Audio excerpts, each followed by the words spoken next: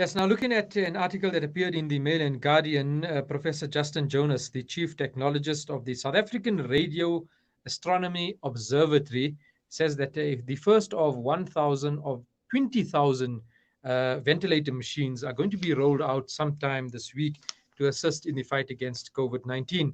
I'm joined now by the head of communications at Sarawak. I think that's how you say the acronym there. Mr. Kulupasiwe, good morning. Welcome to Salam Media.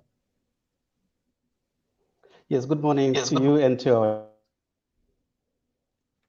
All right, now listeners the as South well. African, yes, the South African Radio Astronomy Observatory, right? Are they normally involved in the production of ventilators in the medical field?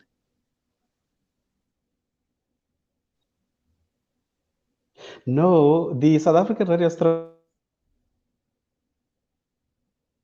Astronomy Observatory are people who are basically looking at the stars and studying how the universe was formed to be where it is now. And essentially, these are just scientists who are studying the stars in the universe. So in April this year, the Minister of Trading that we had built from scratch about 64 antennas, which are helping us to study the stars. And by the way, also other organizations from across the world are coming to South Africa now, wanting to see how we managed to build these antennas and the Milky Way into the galaxy and essentially study things that had not been seen before. So because of that ability to start something afresh, something that was not there, government felt that as an organization, we are better placed to help in terms of establishing the manufacturing capability in South Africa of the ventilators. And this is how we got involved in the process. So this is called the National Ventilator Project, right? And there are 20,000 machines that will eventually be produced. The first 1,000 that will be rolled out on July the 16th. Are you still on track? It's 3 days away. Will we see these 1,000 coming into the field? The production has already started. So, as you correctly mentioned, before the end of this month, we should be able to produce the first batch of about 2,000 ventilators, and this will be ramped up into the new month, next month in August. So, by September, the end of September, we should be able to produce the entire consignment of 10,000 ventilators. And then we're going to go into the second phase now of producing another batch of over 10,000, bringing the total to 20,000 ventilators. But the first batch, which we have been contracted for, is for 10,000 ventilators, and that will happen before the end of September. And what role does the ventilator play in the fight against COVID-19 or in trying to save people's lives? And especially the term non-invasive. How does that, or what's the definition of that? No, thank you so much for mentioning that. And it's very important to distinguish the difference between the non-invasive ventilators and the invasive one, or the intubation that happens in terms of I would say, the conventional systems that are already out in the market. So what we have seen and heard from the experts is that obviously with the mechanical ventilation, the ventilator essentially takes over in terms of sort of helping you to breathe.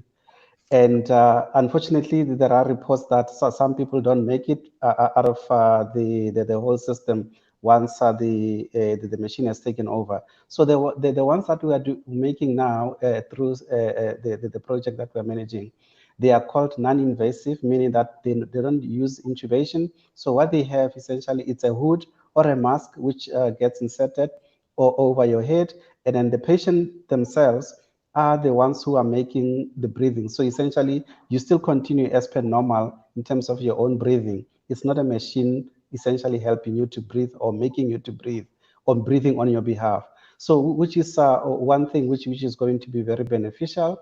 And yes, so we were hopeful that by the time South Africa hits the peak around September, all of these 10,000 ventilators would have already been rolled out to various clinics and hospitals.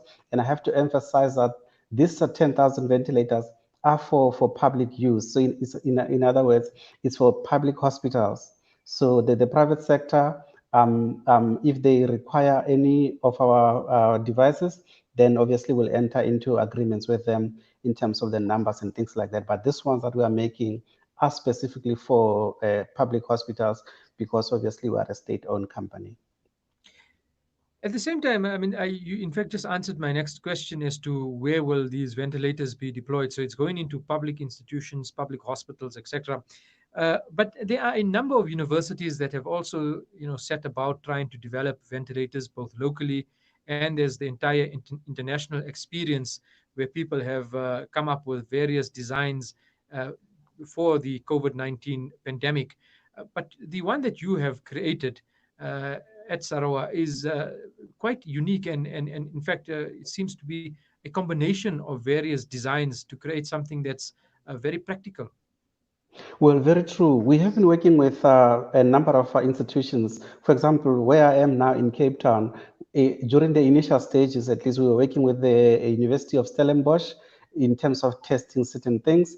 And once those tests were completed, it's only then that private companies were brought in and essentially asking them to follow into the roadmap that we had created during the testing phases. So yes, University of Johannesburg, I know, and also University of Witwatersrand, Wits, and other institutions are doing their own ventilators or systems that they are testing. And then obviously they will be working together with a number of companies that many of them already are within the system, are working with us so that we can help South Africa to produce these ventilators.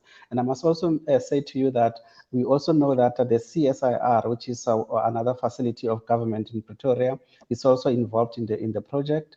And also Denel, which is on another state-owned company. As you know, Denel, they are more into the manufacturing of arms, but they have been asked to use some of their technological know-how to see how they can assist in terms of making these ventilators. So all of us, mostly as state-owned companies, we have been asked to do what we can in terms of using the intellectual resources that we have to see how we can assist in terms of helping government to combat the scourge of COVID.